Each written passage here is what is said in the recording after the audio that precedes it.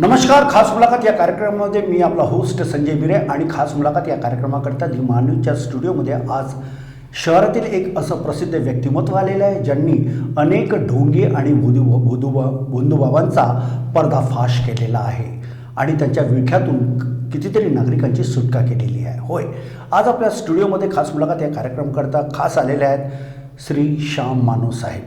श्री श्याम मानव साहेब या ठिकाणी आलेले आहेत. मी त्यांच्या संदर्भामध्ये एवढं सांगू शकतो की मानव साहेब, आपण मागील गेल्या 40 वर्षांपासून सातत्याने अंधश्रद्धा निर्मूलनाचे काम करीत आहात. तसेच आपला जन्म हा नागपुरात झालेला असून पत्रकारितामध्ये सुद्धा आपण त्यावेळेला आणि आता पण एक भरीव कार्य आपलं सुरू आहे आणि एक चांगली कामगिरी आपण केलेली होती. इतकंच नव्हे तर श्याम मानव हे इंग्रजी साहित्यात यांनी MA केलेलं असून सर आपण प्राध्यापक पण होता. तसेच अखिल भारतीय अंधश्रद्धा निर्मूलन समितीचे आपण संस्थापक संघटक पण आहात. तर प्रेक्षकबंधूंनो, हा होता त्यांचा अल्प परिचय.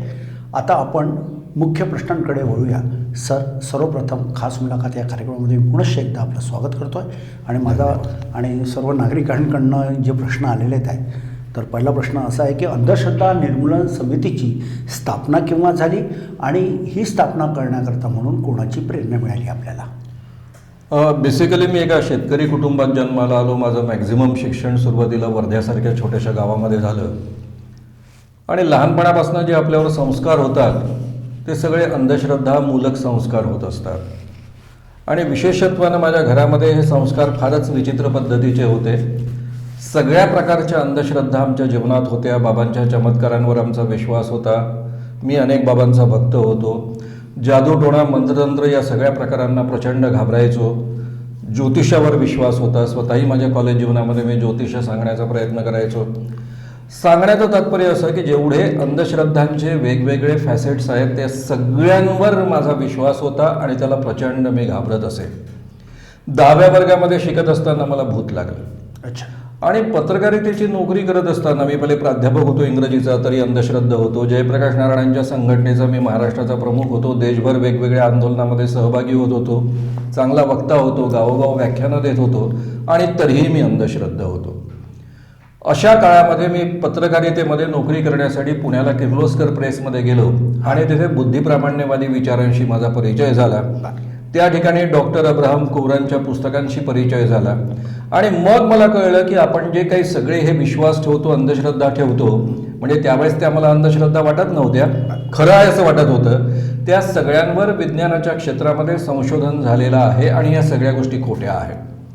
तर मी स्वतः आणि माझ्या कुटुंबियांनी जे काही भोगलेलं होतं ते लक्षात घेता मला हा विषय अत्यंत मोलाचा आणि महत्त्वाचा वाटला. त्यानंतर पुन्हा मी सुरुवातीला तरुण भारतातनं पत्रकारितेत सुरुवात केली होती. किर्लोस्कर प्रेसमध्ये गेलो, पुन्हा तरुण भारतात परत आलो आणि तोपर्यंत माझे विचार इतके बदलले होते की तरुण भारताला माझे विचार सहन होणं शक्य नव्हतं आणि म्हणून मला खरं म्हणजे ज्या साप्ताहिकाकरता मी आलो होतो ते साप्ताहिकच बंद झालं आणि मी नोकरीच्या बाहेर आलो. मग मी असा विचार केला की कोणत्याही नोकरीच्या भानगडीमध्ये न पडता आपण अंधश्रद्धा निर्मूलनाच्या कामाला सुरुवात करावी आणि 1982 साली पूर्ण वेळ अंधश्रद्धा निर्मूलनाच्या कामाला ही सुरुवात केली. काही दिवसानंतरच आम्ही त्याला अखिल भारतीय अंधश्रद्धा निर्मूलन समिती असं नाव दिलं आणि या पद्धतीनं गेले 40 वर्ष ही चळवळ सुरू आहे. तर श्याम मानव यांनी ज्या पद्धतीनं सांगितलेले की 1982ला या अंधश्रद्धा निर्मूलन समितीची स्थापना करून हे कार्य करण्यात आलं आहे. आज त्याचा वटवृक्ष झालेला आहे, यामध्ये ती मात्र शंका नाही. पण बोलताना त्यांनी हे सुद्धा सांगितलेलं आहे की ते पण अंधश्रद्धेच्या विळख्यात होते किंवा ज्योतिष असेल किंवा कुठे अंधश्रद्धा असेल तर म्हणजे ढोंगी बुवाबाजी जी असतं त्याच्यावर विश्वास ठेवून काम करायचं असं त्यांचं काम होतं. मात्र अज्ञानाकडून जेव्हा ज्ञानाच्या प्रकाशाकडे जेव्हा त्यांनी वाटचाल केली तर तेव्हा त्यांना कळलं की अंधश्रद्धा ही एक खूप मोठी अशी गोष्ट आहे जी जीवघेणी आहे. या समाजाला संपूर्ण नष्ट करणारी अशी एक यंत्रणा आहे. ही यंत्रणा कुठेतरी थांबवावी म्हणून 1982ला आपला जो झंझावात कायम होता तो अद्यापही आहे. मानवसाहेब, मला एक प्रश्न असा करावासा वाटतो की अंधश्रद्धा ही तर झपाट्याने वाढत आहे, मात्र नेमके कारण काय असावं? कशामुळे अंधश्रद्धा एवढ्या झपाट्याने वाढते आहे? बेसिकली आपण जे म्हणतोय की अंधश्रद्धा वाढते त्याच्याबद्दल मला जरा वेगळं मत मांडायचं आहे. 1982 सालाच्या आधी या जगामध्ये भूत नसतं, मंत्रतंत्र खोटे असतात, मंत्रतंत्राने कोणीही काय की आपलं बिघडवू शकत नाही, किंवा चमत्कार या जगामध्ये नसतात, या पद्धतीची वाक्य कुणाच्याही तोंडून कधीही मी ऐकलेली नव्हती. मी देशभर हिंडत होतो, व्याख्यानं देत होतो. ज्यावेळेस मी माझे अनुभव सांगायचो तर समोरची मोठमोठी स्वतःला पुरोगामी म्हणणारी माणसं नॉन प्लस व्हायची, काही उत्तर देऊ शकायचे नाही. गेले 40 वर्ष आपण जे काम केलं महाराष्ट्रभरामध्ये गावोगाव फिरून, त्याचा परिणाम असा झाला की तुम्हाला आज जवळपास प्रत्येक गावामध्ये 1-2 तरुण किंवा 1-2 माणसं अशी दिसतात जी ठामपणे सांगतात की या गोष्टी खोट्या आहेत. एवढं तर आपण साध्य केलेलंच आहे. 1990 पर्यंत ज्या पद्धतीचा मीडिया होता तो मीडिया मला अतिशय उत्तम पद्धतीनं साथ द्यायचा. मी स्वतः पत्रकार होतो, नंतर लोकमतशी अटॅच होतो, लोकमत सोबत मी 9 वर्ष होतो. त्यामुळे महाराष्ट्रभरातला संपूर्ण मीडिया अतिशय उत्तम पद्धतीनं साथ द्यायचा. आमच्या चळवळीचा अतिशय प्रचंड दबाव होता. म्हणजे संजयजी त्या काळामध्ये बातमी आली या संदर्भातले तर संपादक म्हणत असं, अरे बा ते अंधश्रद्धा निर्बंधवाले येऊन पडतील आपल्या अंगावर, काळजी घे, नीटपणे बातमी तयार कर. म्हणजे सांगण्याचं तात्पर्य असं की त्यावेळेसच्या संपादकांपासून सगळे या कामामध्ये साथ देत असत आणि त्या काळामधले संपादक बोलतही असत की हे आमचं मिशन आहे, पत्रकारिता हे आमचं मिशन आहे. त्यानंतर 90 नंतर जागतिकीकरणानंतर जे बदललं त्यानंतर खूप मोठा बदल झाला. टीव्ही स्वतंत्र झाला. पूर्वी केवळ दूरदर्शन होतं आणि दूरदर्शनचे काही कार्यक्रम आम्ही बंद पाडले. होनी अनहोनी नावाचा एक कार्यक्रम होता जो सगळ्या अंधश्रद्धा पसरवत होता. बरोबर, सरकारी माध्यम होतं, त्यांनी ते बंद केलं. पहिले 13 एपिसोड मधले शेवटचे 4 एपिसोड बदलले आणि पुढचे 13 एपिसोड रद्द केले.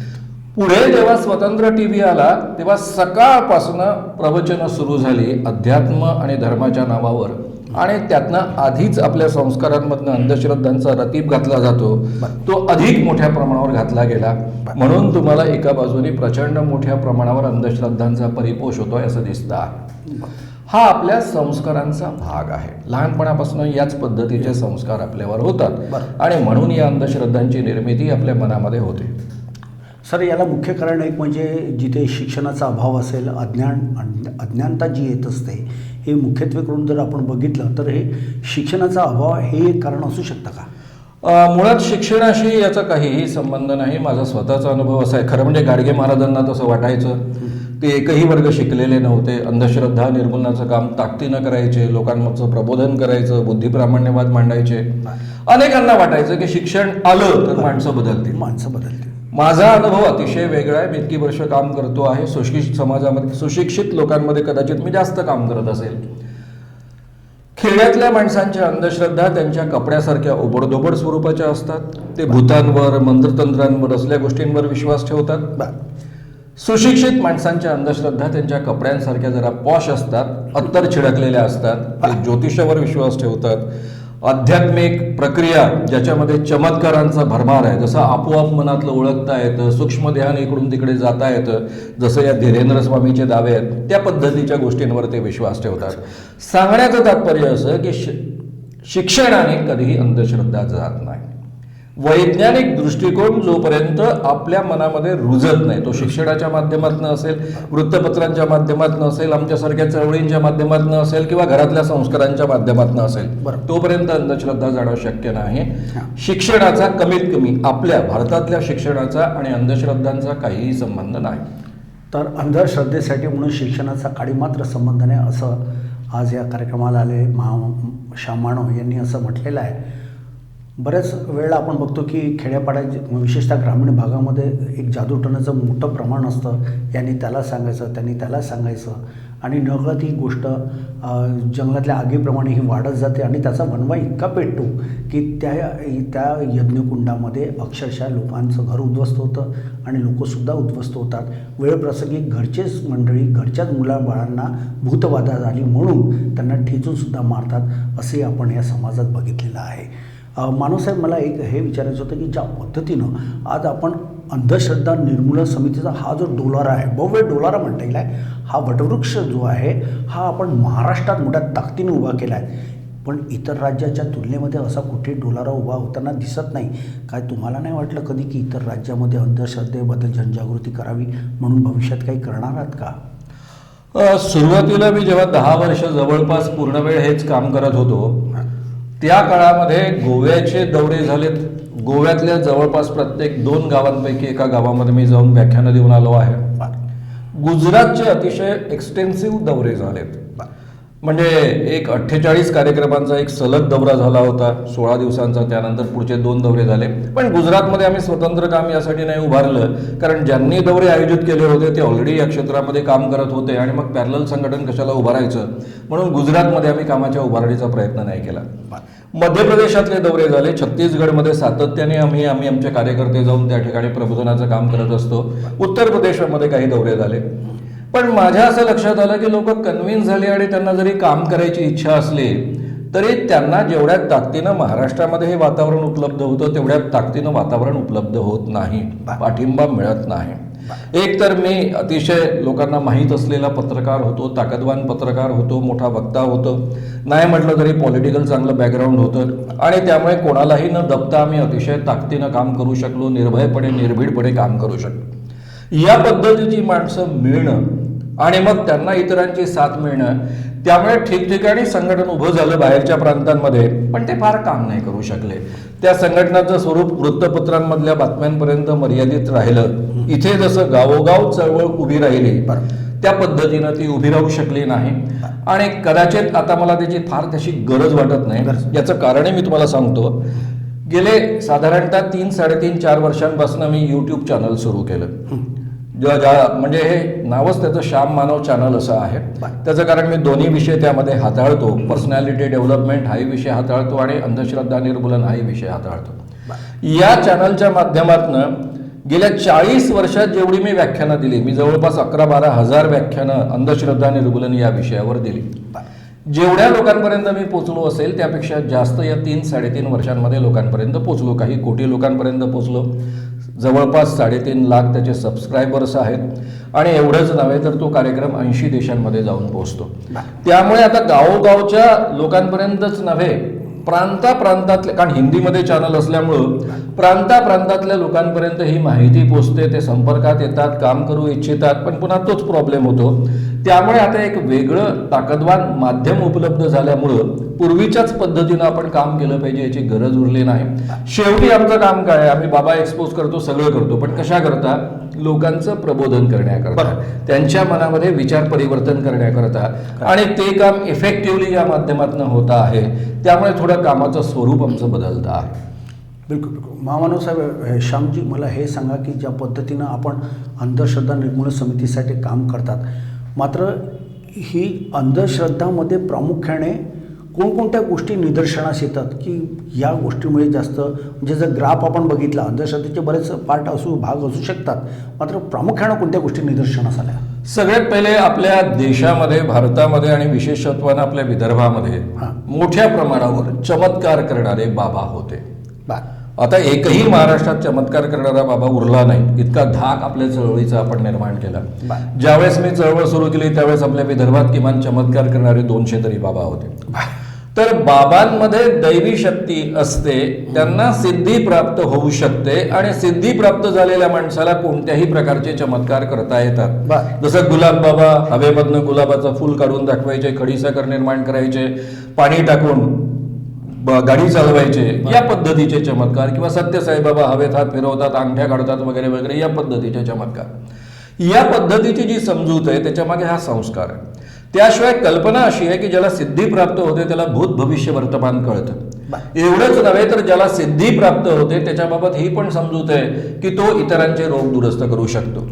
या ज्या समजुती आहेत, म्हणजे आता 3 भाग मी तुम्हाला सांगितले. प्रत्यक्ष चमत्कार करता येतात, भूत भविष्य वर्तमान सांगता येतं आणि लोकांचे रोग दुरुस्त करता येतात. हा झाला बुवाबाजीच्या सिद्धीच्या क्षेत्रातला भाग. आपला भूतांवर विश्वास आहे. मी तुम्हाला आधीच सांगितलं, मला स्वतःला भूत लागलं होतं, मांत्रिकाने ते काढलं होतं, पण हे मानसिक आजार असतात. तर भूत लागणे ही एक अंधश्रद्धा आहे. जादूटोणा, मंत्रतंत्र या प्रकारांना आपण प्रचंड घाबरतो. रस्त्यावर एखादी मंत्रवलेली वस्तू असेल तर ती ओलांडण्यासाठी आपण घाबरतो, कारण त्यामध्ये काहीतरी क्षमता आहे, ताकद आहे आणि त्यामुळे आपलं बिघडतं असं आपल्याला वाटतं. त्याशिवाय भानामतीचे प्रकार आपल्या विदर्भात आणि काही प्रांतांमध्ये खूप होतात. आपोआप कपडे जळणं, वस्तू इकडच्या तिकडे जाऊन पडणं, हाही प्रकार आहे. जारण मारण प्रक्रिया हा मंत्रतंत्रामधलाच प्रकार आहे. म्हणजे भूत, भानामती, मंत्रतंत्र हा सगळा जो प्रकार आहे तोही अंधश्रद्धांचा प्रकार आहे. आणि तिसरा महत्वाचा सुशिक्षित माणसांचा अंधश्रद्धांचा प्रकार म्हणजे 2 प्रकारचा. एक ज्योतिष, बरोबर, फॉलो ज्योतिष हे शास्त्र आहे असं सांगण्याचा एक प्रघात आहे. अच्छा. खरं म्हणजे त्याला कोणताही आधार नाही. नाही. गेले 40 वर्ष मी सगळ्या भारतभरातल्या ज्योतिषांना जाहीररित्या आव्हान देतोय आणि सगळे पळ काढतायत. आजपर्यंत नाशिकमध्ये केवळ अशोक तोमर नावाच्या, मुंबईमध्ये ज्याची ॲस्ट्रॉलॉजिकल इन्स्टिट्यूट होती त्याने आव्हान स्वीकारलं, त्याचा दारुण पराभव झाला. त्यानंतर एकही ज्योतिषी कधी आव्हान स्वीकारायला पुढे आला नाही. आपण त्यांना म्हणतो तुमचं भविष्य केवळ 90% करेक्ट ठरतं एवढं सिद्ध करून दाखवा, पण तेही ते करू शकत नाही. त्याशिवाय आणखी सुशिक्षित माणसांच्या अंधश्रद्धा म्हणजे काही आध्यात्मिक क्षमता लोकांमध्ये असतात. अध्यात्मामध्ये खूप चांगल्या गोष्टी आहेत. व्यक्तिमत्व कसं असावं, एक तटस्थ व्यक्तिमत्व असावं, योगिक क्वालिटीचं व्यक्तिमत्व असावं, मी स्वतः शिकवतो. अध्यात्मामध्ये जेवढं सायन्स आहे जे आजच्या काळामध्ये प्रूव्ह होऊ शकतं ते स्वतःच मी माझ्या विद्यार्थ्यांना मोठ्या प्रमाणावर शिकवतो. पण कल्पना काय आहे की दुसऱ्याच्या मनातलं आपोआप ओळखता येतं, याला टेलिपॅथी म्हणतात, दिव्य दृष्टी म्हणतात. या ठिकाणी बसलो असताना दुसऱ्या कोणत्या तरी घरामध्ये जाऊन अमुक रूम मध्ये काय आहे काय नाही हे सांगता येतं, याला क्लेरोवायन्स म्हणतात. या पद्धतीच्या ज्या काही आध्यात्मिक कल्पना आहेत त्याला कोणताही वैज्ञानिक आधार नाही. आजपर्यंत यातली एकही गोष्ट सिद्ध होऊ शकलेली नाही आणि त्याही पद्धतीच्या अंधश्रद्धांवर आपली माणसं विश्वास ठेवतात. एवढा मोठा व्यापक दायरा अंधश्रद्धांचा आहे आणि या सगळ्या प्रकारच्या अंधश्रद्धांविषयी आम्ही दीर्घकाळ लोकांचं प्रबोधन करत आलो आहे. त्यातून लाखोंची फौज तयार झालेली आहे. मी आज एवढं डेफिनेटली म्हणू शकतो की माझ्या माध्यमांच्या व्याख्यानांच्या माध्यमातनं, कार्यक्रमांच्या माध्यमातनं आणि जी जी माध्यमं मी वापरली त्या माध्यमांमधनं काही कोटी लोकांमध्ये तरी या पद्धतीचं परिवर्तन झालेलं आहे आणि हे 40 वर्षाच्या आमच्या तपश्चर्येचं एक फलित आहे. बिलकुल. अंधश्रद्धा निर्मूलन समिती जेव्हा जेव्हा ही मैदानात उतरली आहे तेव्हा तेव्हा चांगल्या चांगल्या बाबांचे धाबेसुद्धा दणाणलेले आहेत. त्यांना पळता भुई थोडी झालेली आहे. कारण श्याम मानव हे डायरेक्ट त्यांना लाखो रुपयांचं एक आमिष म्हणता येणार नाही, पण एक लाखो रुपये देतो, तू हे करून दाखव, चमत्कार तुझे सिद्ध करून दाखव, असं ते म्हणतात आणि समोरचे जे असतात ते करू शकत नाही. आणि जेव्हा त्यांना कळतं की आता आपल्या पायाखालची कुठेतरी वाळू सरकते आहे त्यावेळेला ते सुद्धा त्या जागेवरून सरकून दुसरीकडे निघून जातात. सर, मला एक प्रश्न हा होता की आपण ज्या अतिशय ताकदीने हे काम तर जरूर करतात, मात्र आपण जी कारवाई करतात त्याला प्रशासन किती महत्त्व देतं? सुरुवातीच्या काळामध्ये कसं झालंय की प्रशासन म्हणजे एकूणच सरकार आणि मी असं एक दुसऱ्याच्या विरोधात उभे होतो. माझ्या कार्यक्रमांना मी एक ठरवलं होतं की म्हणजे अंधश्रद्धा निर्मूलन समितीची जी भूमिका आहे ती भूमिका तशी आहे की आमचा देवाधर्माला विरोध नाही, आम्ही देवाधर्माबद्दल बोलणार नाही, पण देवाधर्माच्या नावावर सर्वसामान्य माणसांची जी लुबाडणूक केली जाते त्याच्या विरुद्ध ही चळवळ आहे. आणि मी नाव घेऊन बोलतो, त्या बाबाचं, त्या ज्योतिषाचं, त्या मांत्रिकाचं, त्या देवी अंगात येणाऱ्या व्यक्तीचं नाव घेऊन बोलतो. त्यामुळे सुरुवातीला यांचे लाखो भक्त, लॉ अँड ऑर्डरचे मुद्दे उपस्थित व्हायचे. मग पोलिसांपुढे 2 पर्याय होते. एक तर मला सरळ सरळ व्याख्यानावर बंदी आणणं आणि आतमध्ये टाकणं, कारण मी तर ऐकणार नाही. बरोबर. दुसरा पर्याय होता त्यांच्याजवळ सुरक्षा प्रदान करणं. तर पहिला पर्याय त्यांना वापरता येत नव्हता, कारण मी लोकमतशी अटॅच होतो, लोकमतचा एक ताकदवान प्रतिनिधी मानला जात होतो. दुसऱ्या बाजूने नाही म्हटलं तरी पॉलिटिकल बॅकग्राऊंड होतं आणि मी अतिशय इतक्या अशा पद्धतीनं बोलतो की मी कधीही कायदा माझ्या बोलण्यातनं वागण्यातनं भंगू देत नाही, कायदा अतिशय काटेकोरपणे पाळतो. त्यामुळे पोलिसांना पहिला पर्याय कधीच वापरता येत नव्हता. त्यामुळे मोठमोठ्या अधिकाऱ्यांना माझ्या कार्यक्रमांना हजर राहावं लागायचं, ते कन्व्हिन्स व्हायचे. आणि सुरुवात अशी झाली शासनाच्या मदतीची. खरं म्हणजे माझे अनेक नातेवाईक मंत्री असून सुद्धा त्यांची डायरेक्ट मदत मला कधी नाही मिळाली, पण मला मदत मिळाली पोलीस अधिकाऱ्यांची. ते कन्व्हिन्स व्हायचे, त्यांना वाटायचं हे काम समाजाकरता फार गरजेचं आहे आणि तेच पुढाकार घ्यायचे. आणि सुरुवातीच्या सगळ्या केसेस आम्ही नाही टाकल्या, पोलिसांनी स्वतः टाकलेल्या केसेस आहेत. तेच म्हणायला लागले की कायदा निर्माण व्हायला पाहिजे स्वतंत्रपणे, आता सध्याचे कायदे यामध्ये आहेत ते अपुरे आहेत. आणि त्यातून मग कायद्याची प्रक्रिया सुरू झाली आणि मग जादूटोणा विरोधी कायदा, खूप प्रयत्न आम्हाला करावे लागले, दीर्घकाळ लढाई करावी लागली. आमच्या एका सहकार्याचा त्यामध्ये मर्डरही झाला आणि एवढं सगळं होऊन 2013 मध्ये जादूटोणा विरोधी कायदा संमत झाला. हा कायदा जो संमत झाला तो अत्यंत प्रभावी आहे, ताकदवान आहे. जगामध्ये, केवळ भारतातलं बोलत नाही मी, जगामध्ये एवढा व्यापक सगळ्या गोष्टींना समाविष्ट करून घेणारा आणि ताकदवान कायदा आजपर्यंत निर्माण झालेला नाही. अर्थात हा कायदा सगळ्यांच्या सहभागाने निर्माण झालेला आहे. भारतीय जनता पक्ष असेल, शिवसेना असेल, राष्ट्रवादी आणि काँग्रेसने तर तो आणलेलाच होता. सगळ्या पक्षांच्या सहभागाने हा कायदा निर्माण झाला आणि या कायद्याचं इम्प्लिमेंटेशन चांगलं व्हावं, त्याचा प्रचार प्रसार व्हावा म्हणून जादूटोणा विरोधी कायदा प्रचार प्रसार अंमलबजावणी समिती गठीत झाली. त्याचा मी सहअध्यक्ष आहे 2014 सालापासून. त्याचे अध्यक्ष सामाजिक न्याय खात्याचे कॅबिनेट मंत्री असतात आणि उपाध्यक्ष त्याचे राज्यमंत्री असतात आणि सदस्य सचिव हे कमिशनर असतात या खात्याचे. या पद्धतीची ही शासनाची कमिटी आहे. आता खरं म्हणजे अंधश्रद्धा निर्मूलन हे काम प्रचार प्रसारापासून सगळ्या गोष्टींचं हे केवळ अखिल भारतीय अंधश्रद्धा निर्मूलन समितीचं उरलं नाही, ती महाराष्ट्र शासनाचं काम आहे. सध्या यावर्षी अजितदादांच्या मंत्रिमंडळानं 22 कोटीचं बजेट या कामाकरता सँक्शन केलेलं होतं. कामाला सुरुवात झालेली होती. मधल्या काळामध्ये सरकार बदललं आणि सध्या अशी स्थिती आहे की काम जैसे ते थांबलेलं आहे. या पद्धतीनं शासनाचा या कामामध्ये सहभाग आहे.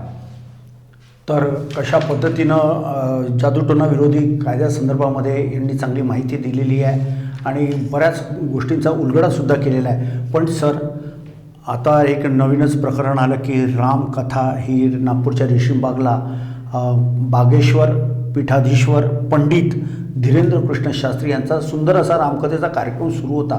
मात्र त्या ठिकाणी सुद्धा जाऊन आपण जी धडक दिली आणि तो कार्यक्रम पूर्ण तुम्ही नेस्तनाबूत केला. काय कारण होतं असं? बेसिकली मी नागपूरमध्ये जे आलो होतो तर इंडियन सायन्स काँग्रेस अटेंड करण्यासाठी आलो होतो. 3 ते 7 या काळामध्ये इंडियन सायन्स काँग्रेस होते. मी आल्यानंतर मला काही लोकांनी सांगितलं की असे धीरेंद्र कृष्ण महाराज यांचा रामकथेचा कार्यक्रम आहे. म्हटलं उत्तम गोष्ट आहे, रामकथेची चांगलीच गोष्ट आहे. कारण मी एकेकाळी बालसंस्कारांमध्ये वर्ध्याला रामकथा पोरांना सांगायचो. मग माझ्यापुढे या कंप्लेंट्स यायला लागल्या की नाही, ते दिव्य दरबारामध्ये अनेक चमत्कारांचे त्या दावे करतात, त्यांना आपोआप कळतं असे दावे करतात. आणि मग मला माझ्यावर ते इतकं कंपल्शन आलं माझ्या सगळ्या सहकाऱ्यांच्या आणि इतर लोकांच्या माध्यमातून. नागपूरमध्ये मला खूप लोक ओळखतात, पत्रकार ओळखतात, सगळ्यांनी तक्रारी करायला सुरुवात केली, क्यों चुप बैठे हो. आणि मग जेव्हा त्यामध्ये लक्ष घालायला सुरुवात केली, माझ्या सगळ्या टीमला भिडवलं आणि दिव्य दरबाराचे अनेक व्हिडिओज ऑलरेडी यूट्यूबवर उपलब्ध आहेत. तर माझ्या सहकाऱ्यांनी त्या सगळ्या यूट्यूबच्या व्हिडिओचा अभ्यास करायला सुरुवात केली. सगळे कायद्यामध्ये ट्रेंड आहे, त्यांची वारंवार प्रशिक्षणं झालेली आहेत. आणि मग त्यांनी त्यातले पुरावेच्या पुरावे बाहेर काढले की याला जादूटोणा विरोधी कायदा लागू होतो, याला drugs and magic remedies act लागू होतो वगैरे वगैरे वगैरे. हे सगळं लक्षात आल्यानंतर माझ्या लक्षात आलं की हे कायद्याचं उल्लंघन होत आहे. महाराज जरी एका बाजूने रामकथा करत असेल आणि त्याला आमचा मुळीच विरोध नाही, आणि विरोध असण्याचं कारण नाही, घटनेने दिलेला तो अधिकार आहे. धर्माचे आचार विचार अंमलात आणण्याचा अधिकार आहे, त्याचा प्रचार प्रसार करण्याचा अधिकार आहे आणि तो मूलभूत घटनादत्त अधिकार आहे. त्याला विरोध कोणी करू पण शकत नाही, त्यामुळे तो मुद्दाच नाही. पण हे गृहस्थ दिव्य दरबार आयोजित करतात आणि त्यामध्ये चमत्कारांचे दावे करतात. ते दावे इतके भयानक आहेत की हे असे दावे करतात, असा आभास निर्माण करतात की त्यांच्या भक्तांचं नाव आपोआप ओळखतात, त्यांच्या वडिलांचं नाव आपोआप ओळखतात, त्यांचं वय आपोआप ओळखतात, त्यांचा फोन नंबर आपोआप ओळखतात. एवढंच नव्हे तर भक्ताच्या कोणत्या घरातल्या कोणत्या रूममध्ये कोणत्या कपाटामध्ये काय वस्तू ठेवलेली आहे ते ओळखतात. आता ही दिव्य दृष्टी झाली, क्लेरोवायन्स झालं. सरळ सरळ हे कायद्याच्या कक्षेमध्ये येतात. कारण जादूटोणा विरोधी कायदा अत्यंत कडक आहे, कॉग्निजिबल आहे, नॉन बेलेबल आहे, त्याची शिक्षा पण कडक आहे. 6 महिने ते 7 वर्ष कारावास आणि 5,000 रुपये ते 50,000 रुपयापर्यंतचा दंड आहे. म्हणजे जर सिद्ध झाला तर कमीत कमी 6 महिने तर जेलमध्ये जावंच लागतं. या पद्धतीचा हा कायदा आहे. पण सर, आणि त्यामध्ये चमत्कारांचा प्रयोग प्रदर्शित करून आर्थिक प्राप्ती करणं हा कायद्याने गुन्हा आहे. हे महाराज जेव्हा दिव्य दरबार आयोजित करतात तेव्हा तिथे प्रवेश घेण्यासाठी, खास करून तुम्हाला प्रश्न विचारण्यासाठी, समस्या मांडण्यासाठी 1,000 रुपये भरावे लागतात. म्हणजे त्यापासून ते आर्थिक प्राप्तीही करतात, चमत्कारही करतात. त्याशिवाय हे लोकांच्या अंगात भूत आहे असं सांगतात, इतरांनी भूत लावलं असं सांगतात. यामध्ये ड्रग्ज अँड मॅजिक रेमेडीज ऍक्टही लागू होतो. भूत लावणं हा कायद्याने गुन्हा आहे, जादूटोणा विरोधी कायद्यानुसार असं म्हणणं इटसेल्फ कायद्याने गुन्हा आहे. म्हणून खूप ठिकाणी जादूटोणा विरोधी कायदा आणि drugs and magic remedies act 1954 केंद्राचा हा लागू होतो. आणि म्हणून त्या संदर्भातली तक्रार जादूटोणा विरोधी कायदा प्रचार प्रसार अंमलबजावणी समितीचा सहअध्यक्ष या नात्याने मी पोलिसांकडे दिली, संबंधित अधिकाऱ्यांकडे दिली, ज्यांच्यावर ही जबाबदारी या कायद्याने सोपवलेली आहे, आणि त्यांनी या महाराजांना अटक करून कार्यवाही करावी अशी मागणी केली. मी कुठेही त्यांच्या कामामध्ये रामकथेमध्ये गोंधळ घातलेला नाही, त्याला विरोध पण केलेला नाही, त्याबद्दल अवाक्षर सुद्धा काढलेलं नाही. उलट मी म्हणतो हा त्यांना दिलेला घटनादत्त अधिकार आहे, त्याचा आपण आदर केला पाहिजे. पण त्यांनी आम्ही पत्रपरिषदेमध्ये जेव्हा त्यांना हा प्रश्न विचारला तेव्हा त्यांनी बागेश्वर जे बाबा आहेत त्यांनी असं सांगितलं होतं धीरेंद्र कृष्णजी शास्त्रींनी, की हिंदीमध्ये त्यांनी बोले थे कि मैं कोई बाबा नहीं, मैं कोई चमत्कारिक नहीं, मेरे पीछे कोई आने की ज़रूरत नहीं, जिसको आना है वो आए, लेकिन मैं कोई बाबा नहीं, मैं कोई बड़ा बड़ा साइंटिस्ट नहीं, ये नहीं है, और मेरे पास कोई चमत्कार नहीं है, बावजूद उसके लोग यदि आते तो मैं क्या करूं. झूठा आदमी है. त्याच माणसाचं दुसरं स्टेटमेंट मी तुम्हाला सांगतो. अगर आपको ऐसा लगता है कि शराब की दुकान बंद होनी चाहिए तो शराब की दुकान क्यों बंद करते हो? शराब पीने वालों को बंद करो ना. म्हणजे त्याचं म्हणणं असं आहे की मेरी शराब की दुकान है, पीने वाले आते हैं इसलिए मैं पिलाता हूं. त्याचा दुसरा अर्थ असा होतो कि मैं ठग सकता हूं, जो ठगना चाहते हैं वो मेरे पास आते हैं, उनको मैं ठगता हूं.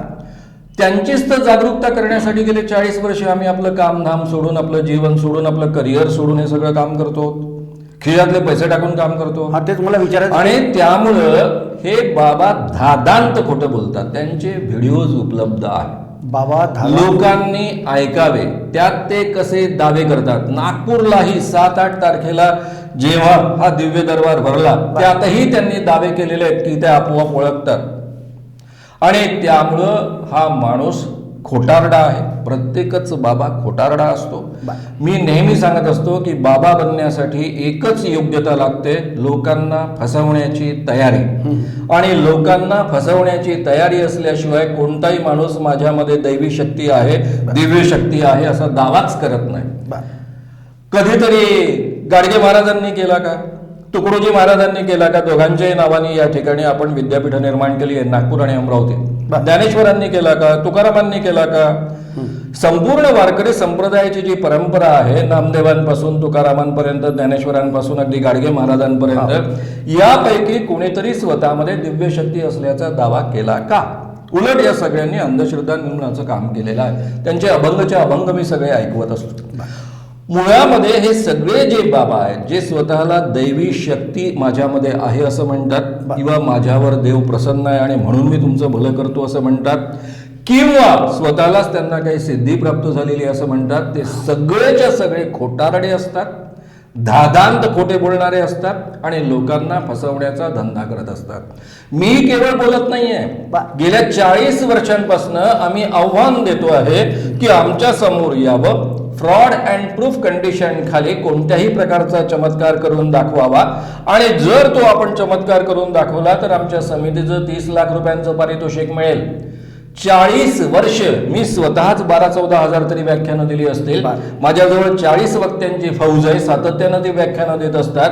गावोगाव आम्ही कार्यक्रम करत असतो, युट्यूबच्या माध्यमातून 80 देशांपर्यंत पोहोचतो आहे, आणि तरी आजपर्यंत कोणीही हे आव्हान जिंकू शकलेलं नाही.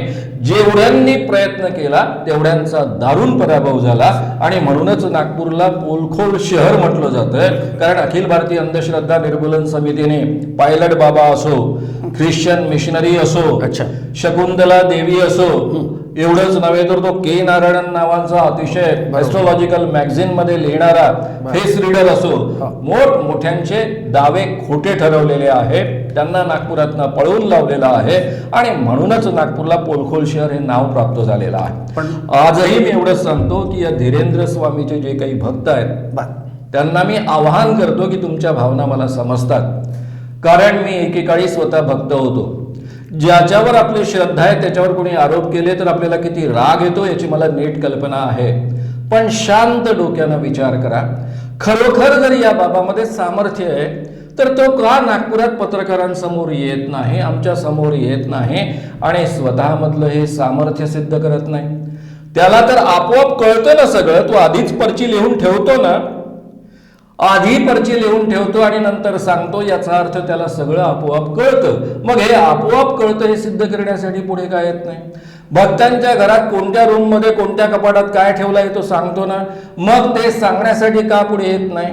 केवळ जर तो हे जिंकू शकला, दोनदा या पद्धतीचं आव्हान, आम्ही त्यांना 10 माणसं देऊ, त्यांची नावं, आडनाव, वय आणि फोन नंबर ओळखून दाखवावे आणि शेजारच्या रूम मध्ये ज्या 10 वस्तू ठेवलेल्या आहेत त्या ओळखून दाखवाव्या. 90% करेक्ट 2 वेळा जरी हा त्यांनी प्रयोग केला तर त्यांना सरळ सरळ अखिल भारतीय अंधश्रद्धा निर्मूलन समितीचं 30 लाखाचं पारितोषिक मिळेल. समजा त्यांना पैसे नको असतील तर केवळ सिद्ध करण्यासाठी त्यांनी पुढे यावं. ते जर त्यांनी सिद्ध केलं तर अख्ख्या जगामध्ये नाव होईल की दिव्य शक्ती आजपर्यंत जगात सिद्ध झालेली नाही वैज्ञानिक कसोटीवर, पण भारतामध्ये एक 26 वर्षाचे धीरेंद्र स्वामी हे सिद्ध करतायत. जगामध्ये नाव होईल भारताचं की भारताजवळ असं सामर्थ्य आहे. आणि माझी चूक झाली म्हणून जर ते हे जिंकले, त्यांनी दिव्य शक्ती सिद्ध केली, तर मी त्यांच्या पायावर डोकं ठेवेन, त्यांची माफी मागेन. ते 26 वर्षाची आहे, मी 71 वर्षाचा आहे, तरी माफी मागेन आणि माझं काम अखिल भारतीय अंधश्रद्धा निर्मूलन समितीचं कायमचं बंद करेन. कारण अशा पद्धतीची दैवी शक्ती कुणामध्येच नसते. आणि मी सगळ्या भक्तांना आवाहन करतो, तुमचे महाराज जोपर्यंत हे सिद्ध करत नाही तोपर्यंत त्यांच्यावर विश्वास ठेवू नका. ते भोंदू आहेत, लोकांना लुबाडणारे आहेत, लोकांना फसवणारे आहेत. स्वतःच सांगतात की मेरा दारू का दुकान है, लोग अगर शराब पीने को आते हैं तो मेरी क्या गलती है, उनको आपने रोकना चाहिए, सरकारने उनको रोकना चाहिए. असं बोलणारा महाराज काय मनोवृत्तीचा आहे हे ओळखा आणि त्यांच्यापासून स्वतःला वाचवा. बिलकुल. मानव साहेब, तुम्ही अतिशय चांगली माहिती दिली. मला 2 प्रश्न अजून करायचे आहे. पहिला प्रश्न म्हणजे अखिल भारतीय अंधश्रद्धा निर्मूलन समिती, मला वाटते ही एक श्रीमंत अशी समिती आहे. कारण तुम्ही हजारामध्ये बोलतच नाही, डायरेक्ट 30 लाख 50 लाख हे जे सांगतात, खरंच का बाबा लोकांना एवढे पैसे देण्याची गरज आहे का? हा माझा पहिला प्रश्न. दुसरा प्रश्न असा की अंधश्रद्धा निर्मूलन समिती जर या महाराष्ट्रात काम करत नसती तर तुमच्या म्हणण्याप्रमाणे असे जे ढोंगीपणामुळे जे बाबा जे असतात त्यांनी नागरिकांना अक्षरशः गिळंकृत केलं असतं का? आणि त्यांचा हा उपक्रम सातत्याने असाच चालला असता काय? पहिल्या प्रश्नाचं उत्तर असं आहे की ज्यावेळेस 82 साली आम्ही ही चळवळ सुरू केली त्यावेळेस आमच्याजवळ पैसे नव्हते. आम्ही स्वतः नोकरी सोडून हे काम करत होतो. सारखे आम्हाला प्रश्न विचारले जायचे की तुम्ही 1 लाखाचं आव्हान देतात, तुमच्याजवळ 1 लाख रुपये कुठे आहे? बरोबर. आणि म्हणून आम्ही मेहनतीनं पैसे गोळा करून पैसे गोळा केले, ते डिपॉझिट ठेवले. पहिलं हे आव्हान 10 लाखाचं केलं, नंतर 15 लाखाचं केलं, नंतर 25 लाखाचं झालं आणि आता 30 लाखाचं आहे. हे पैसे जे आम्ही गोळा करून ठेवलेले ते लोकांकडूनच गोळा केलेले आहेत. तुमच्या माझ्यासारख्या सर्वसामान्य माणसाने खिशातनं पैसे काढून दिलेले. त्यांना हे सांगून की आम्ही या आव्हानाकरता पैसे गोळा करतो. या पैशांना आम्हाला कितीही काम आलं, कितीही काही प्रेशर आलं तरी आम्ही याला हात लावत नाही. केवळ याचं जे दरवर्षी व्याज येतं त्याच्या आधारावर बाकीच्या कामं आम्ही करत राहतो.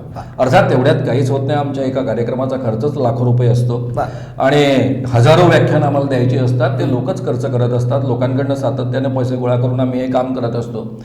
कारण आजच्या काळामध्ये कोणतंही काम करण्यासाठी पैसे लागतात आणि ते लोक करतात म्हणून तर आमची पंचायत आहे. आम्ही फार मोठ्या प्रमाणावर काम नाही करू शकत, म्हणून तर सरकारच्या मदतीची गरज आहे. आणि याकरता महाराष्ट्र शासनाने या वर्षाकरता 22 कोटीचं बजेट सँक्शन केलं होतं, जे जसंच्या तसं पडू नये, काम काहीच होत नाही आहे. राहिला प्रश्न, जर महाराष्ट्रामध्ये अंधश्रद्धा निर्मूलन समिती नसते तर लोक असेच लुबाडत गेले असते काय? बरोबर. महाराष्ट्रामध्ये अखिल भारतीय अंधश्रद्धा निर्मूलन समितीचं जे काम आहे आणि एकूणच आजूबाजूच्या प्रांतांमध्ये आहे त्यातनं एक अवेअरनेस निर्माण झाला. आपण लुबाडले जातो हे लक्षात तरी यायला लागलं. पूर्वी आपण लुबाडले जातो हेही लोकांना कळायचं नाही. उलट त्यांना असं वाटायचं हा धर्म आहे, ही काहीतरी फार पवित्र गोष्ट आहे. बाबा लोक शोषण करायचे, स्त्रियांचं शोषण करायचे, त्यांना वापरून घ्यायचे. बुवाबाजी बळी स्त्रियांचं एक स्वतंत्र पुस्तकच त्या विषयावर मी लिहिलं आहे. आसाराम बापू किंवा आणखी जे काही 2-4 बाबा जेलमध्ये गेलेले राम रहीम सारखे, हे काही अपवाद नाहीये. बाबाचं हे काम जवळपास सगळ्याच बाबांचं असतं, फार कमी अपवाद त्याला असू शकतात. हे सगळं मी वारंवार सिद्ध केलेलं आहे. हे शोषण आहे हे सुद्धा लोकांना माहीत नव्हतं. तर अंधश्रद्धा निर्मूलन समितीच्या कामामुळे लोकांना कळायला लागलं की यामध्ये आपली फसगत होते, आपलं शोषण होतं, आपलं नुकसान होतं. हा अवेअरनेस आता निर्माण होतो आहे आणि म्हणून आपल्या असं लक्षात येतं की या लोकांपासून लोकांना वाचण्याची एक यंत्रणा यातनं तयार होते. खरं म्हणजे केवळ आमच्या सारख्या स्वयंसेवी संघटनांच्या माध्यमातून हे काम चालणं याला एक मर्यादा आहे. कारण शेवटी आमच्यासारखे कार्यकर्ते स्वतःचं पोट भरण्याचं काम करतात, त्यासाठी नोकरी किंवा काही, मी जसं कार्यशाळा चालवतो पर्सनॅलिटी डेव्हलपमेंटच्या, प्रत्येकाला आपला व्यवसाय करावा लागतो आणि मग वेळात वेळ काढून खिशातले पैसे टाकून हे काम करावं लागतं. त्यामुळे त्याला प्रचंड मर्यादा आहे. त्यातूनच मार्ग काढण्यासाठी ही शासनाची कमिटी आहे, जादूटोणा कायदा प्रचार प्रसार अंमलबजावणी समिती. प्रचार प्रसारही करायचा आहे आणि त्याची अंमलबजावणी करायची आहे. आणि सरकारजवळ पैशाची कमतरता नाही. माझा स्वतःचा अनुभव असा आहे, अतिशय उत्तम पद्धतीनं, कारण सामाजिक न्याय विभागाच्या खात्याचं बजेटच 16,000 कोटींचं आहे. बरोबर. 16,000 कोटी कुठे आणि 22 कोटी कुठे? बरं. हे 22 कोटी जरी उत्तम पद्धतीनं वापरले, आणि आम्ही एकही पैसा कोणाला खाऊ देत नाही, स्वतः खात नाही, स्वतःच्या घरचा पैसा आहे असा समजून सरकारचा पैसा वापरतो, इतकं मोठं काम त्यातनं तयार होईल की अतिशय मोठ्या प्रमाणावर समाजाचं प्रबोधन होऊ शकेल. त्यामुळे आता ही जबाबदारी केवळ आमच्या कार्यकर्त्यांची राहिलेली नाही, ही सरकारची जबाबदारी आहे. आणि महाराष्ट्रामध्ये पुरोगामी कार्यकर्त्यांचं एक अतिशय सुंदर मोहोळ आहे. या कार्यकर्त्यांच्या सहभागाने अतिशय उत्तम पद्धतीनं समाज प्रबोधन होऊ शकतं आणि हजारो नव्हे लाखो माणसांचे जीव वाचू शकतात. कोट्यवधी माणसांचं शोषणापासून आणि लुबाडणुकीपासून संरक्षण होऊ शकतं. आणि हे काम करणं ही महाराष्ट्र सरकारची जबाबदारी आहे. सध्या भाजपचं गव्हर्नमेंट आहे, देवेंद्र फडणवीस त्याचे उपमुख्यमंत्री आहे, एकनाथ शिंदे त्याचे मुख्यमंत्री आहे, त्यांच्यावर ही जबाबदारी आहे. आणि यामध्ये सगळ्यात जास्त जर कोणी लुबाडलं जात असेल तर ते धर्माने हिंदूच असतात. आणि त्यामुळे हिंदूंना वाचवण्यासाठी स्वतःला हिंदूंचं म्हणवणारं सरकार यांनी अतिशय कठोर पावलं उचलली पाहिजे. प्रेक्षकांच्या मनात एक प्रश्न सातत्याने येत असतो, मला एकाने विचारणा पण केली होती त्या प्रेक्षकांनी की जेव्हा महामानव साहेब हे श्याम मानवजी जेव्हा येतील आहे त्यांना एक प्रश्न नक्की विचारा. आणि प्रेक्षकांच्या मनातला हा प्रश्न असा आहे की श्याम मानव हे नास्तिक आहे की आस्तिक आहे? या प्रश्नाचं उत्तर मला अतिशय उत्तम पद्धतीनं द्यावं वाटतं. ते म्हणजे स्वतः स्वामी विवेकानंदांच्या शब्दांमध्ये. स्वामी विवेकानंदांना हा प्रश्न विचारला होता. ते म्हणाले होते, देव त्यांचीच मदत करतात जे स्वतःची मदत करतात. म्हणजे देव तुमची मदतही करत नाही, तुमचं नुकसानही करत नाही. या पद्धतीचा देव कोणी मानत असेल, म्हणजे स्वामी विवेकानंद या पद्धतीचं एक अमूर्त स्वरूप देवाचं मानायचे, तर त्याबद्दल काही ऑब्जेक्शन असण्याचं कारणच नाही. पण देव तुमच्या माझ्या मदतीला येतो, तो नवसाला पावतो, अच्छा, याला कोणताही शास्त्रीय आधार नाही. स्वतः तुकारामांपासून एकनाथांपासून नवसे कन्यापुत्र होते तर का करणे लागे पती, असं म्हणणारे तुकाराम महाराज. एकनाथांचाही याच पद्धतीचा अभंग आहे. नवसानं काहीतरी पावतं, भलं होतं असं जे आपण मानतो त्या पद्धतीच्या कोणत्याही गोष्टींवर विश्वास ठेवता कामा नये. राहिला प्रश्न नास्तिक आणि आस्तिक, तर आज जगामध्ये कोणीही आस्तिक नाही. कारण भारतीय परंपरेमध्ये जो वेद मानतो त्याला आस्तिक असं म्हणतात. आणि वेद 100% तुम्ही मी किंवा कोणीही मानत नाही. कारण वेदांमधल्या ऋग्वेदामधल्या पुरुष सूक्तामध्ये सांगितलेलं आहे की ब्राह्मणाचा जन्म ब्रह्म्याच्या मुखातनं झाला, आपला क्षत्रियांचा जन्म बाहूतनं झाला, मांड्यांमधनं वैश्यांचा झाला आणि पायामधनं शूद्राचा झाला. असं आज कोणाची म्हणण्याची हिंमत नाही. म्हटलं तर त्याच्यावर ॲट्रॉसिटी लागेल आणि त्याला जेलमध्ये जावं लागेल. त्यामुळे आपण खूप बदललेलो आहे. त्यामुळे आजच्या काळामध्ये वेद जसंच्या तसे कोणीही मानत नाही आणि त्यांनी ते मानू नये. त्यातलं जे सत्य आहे ते स्वीकारावं, त्यातलं जे चुकीचं आहे ते टाकून द्यावं. आज आपण घटनेला बांधिलं, घटनेच्या आधारावर संपूर्ण आपलं राज्य, आपला समाज, आपली अर्थव्यवस्थेपासून सगळ्या गोष्टी चालतात. ते आपल्यासाठी प्रमाण आहे. आणि म्हणून या भानगडीतनं पडलेलं बरं नास्तिक आस्तिक वगैरे. भारतीय परंपरेमध्ये इतकी विविध परंपरा आहे. ज्याला आपण सनातन धर्म म्हणतो, त्या सनातन धर्मामध्ये देव म्हणणारे लोक आहेत. सांख्यासारखे वेद मानणारे पण देव न मानणारे लोक होते. चार्वाकांसारखे देव न मानणारे लोक होते. आणि धर्मातले बाकी औपचारही मानत नसत. लोकायत परंपरा राहिलेली आहे. त्यामुळे भारतीय परंपरेमध्ये, तत्वज्ञानामध्ये जे स्वतःला भारतीय संस्कृतीचे पाईक म्हणत आलेले आहेत, त्यांच्यामध्ये विविध विचारांचे लोक राहिलेले आहेत. आणि भारतातल्या संस्कृतीची, भारताची ही सगळ्यात जास्त सुंदरता आहे. ती आपण जपली पाहिजे, वाढवली पाहिजे आणि त्याच्याबद्दल अभिमान बाळगला पाहिजे. तर आपण होते श्याम मानोज यांनी संपूर्ण माहिती दिलेली आहे. जाता जाता एकच प्रश्न आहे सर, की यावेळेला दी महान्यूजचे लाखो प्रेक्षक वर्ग आपल्याला नीट ऐकतो आहे, बघतो आहे, तर अशा सर्व दी महान्यूजच्या प्रेक्षकांना जर काही या मंचावरून मार्गदर्शन करायचं असेल तर काय कराल? मी एवढंच सांगेन की कोणत्याच प्रकारच्या अंधश्रद्धांवर विश्वास ठेवू नका. या जगात भूत नसतं, मंत्रतंत्रांनी तुमचं काही माझं भलं वाईट होऊ शकत नाही, फलज्योतिष भविष्य खरं नसतं.